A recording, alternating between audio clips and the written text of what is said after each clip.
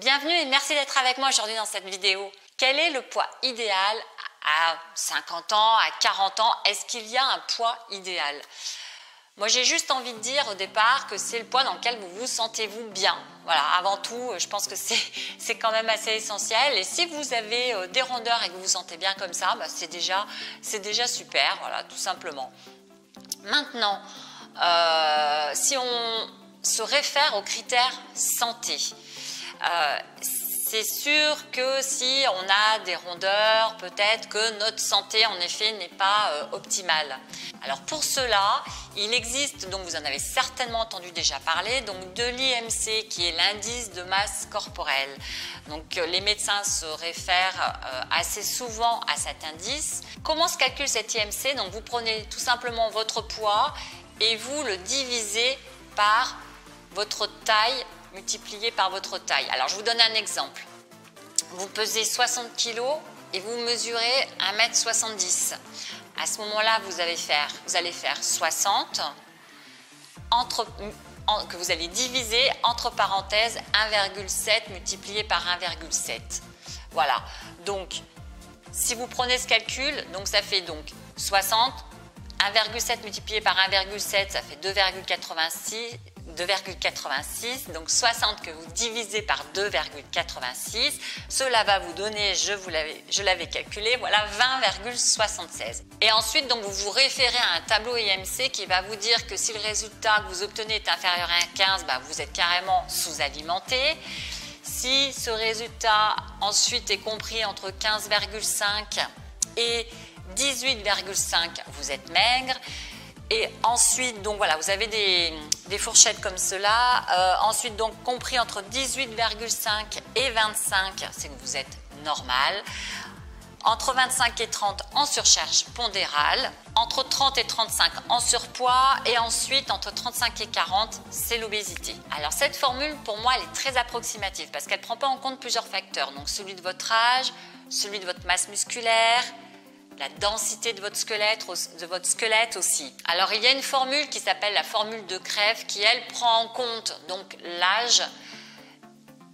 C'est peut-être un peu plus, on va dire, juste, mais bon, je vais vous expliquer comment je préfère fonctionner par rapport à ça. Alors avant tout, ce qui est vraiment pour moi le plus important, c'est de prendre en considération donc votre masse musculaire et votre tour de taille, plutôt que de considérer systématiquement le poids qui s'affiche sur votre balance. À la quarantaine, si vous perdez du poids trop rapidement, c'est essentiellement de la masse musculaire que vous allez perdre. Et c'est au contraire ce qu'il faut à tout prix gagner. C'est gagner de plus en plus de muscles quand on arrive à la quarantaine et pas en perdre. D'ailleurs, je vous en parle, j'ai fait une vidéo sur prendre du muscle, je vous mets le lien, voilà, juste ici, si vous voulez aller la voir. Elle vous donnera des indications sur le sujet justement de l'importance de prendre du muscle quand on a la quarantaine. Deuxième raison, pourquoi je parle de votre tour de taille? Eh bien, vous pouvez très bien calculer votre IMC, être dans la fourchette normale et avoir un tour de taille trop important. Vous pouvez très bien avoir des cuisses fines, des bras fins et un ventre bien bedonnant. Donc, le tour de taille, c'est vraiment important, surtout pour votre santé, car vous augmentez plus, vous stockez de la graisse autour de votre taille et plus le risque de maladies cardiovasculaires augmente. Donc, misez plutôt si vous voulez justement perdre du poids, si vous voulez affiner votre silhouette, misez plutôt sur votre centimètre à mesurer votre tour de taille et voir un petit peu justement si vous contrôlez votre alimentation et si vous faites du sport, si les centimètres diminuent, plutôt que les kilos déjà à la base sur votre balance. Et en même temps, bien entendu, misez aussi sur la fermeté, vraiment sur gagner du muscle. Troisième raison, pourquoi je ne suis pas une accro du calcul de l'IMC et pourquoi je ne suis pas non plus accro aux kilos qui figurent sur ma balance, eh bien c'est parce que c'est super important de prendre du muscle. Et du coup, le muscle, ce qui se passe souvent, c'est que le muscle, il pèse lourd sur la balance. Et vous avez souvent des personnes qui sont avec un IMC où c'est noté surcharge pondérale. Et je peux vous garantir que quand vous les voyez, ils ne sont absolument pas surcharge pondérale. Ils sont très souvent, mais vraiment très musclés. Et minces, mais avec une très forte musculature. Donc le muscle pèse lourd.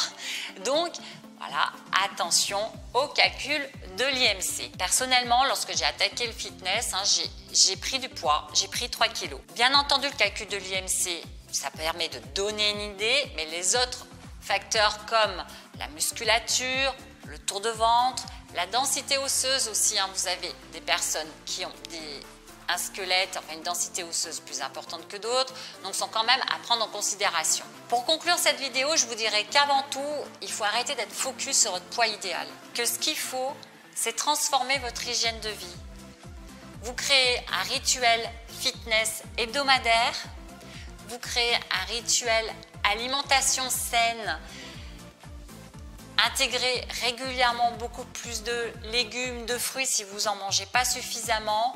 Voilà, changez peu à peu votre liste de courses et petit à petit, vous allez vous apercevoir que votre corps va se raffermir, que votre silhouette va sérieusement s'affiner.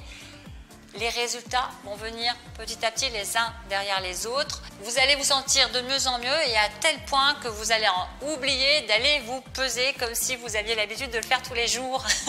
Donc vraiment, c'est ce que je vous souhaite d'ailleurs. Si vous voulez démarrer donc une alimentation saine, que vous n'avez pas trop d'idées de repas, que vous ne savez pas trop par où commencer, eh bien, j'ai réalisé donc le défi 7 jours alimentation saine. Voilà, vous cliquez ici sur le petit i comme info et vous aurez tout le détail du défi 7 jours.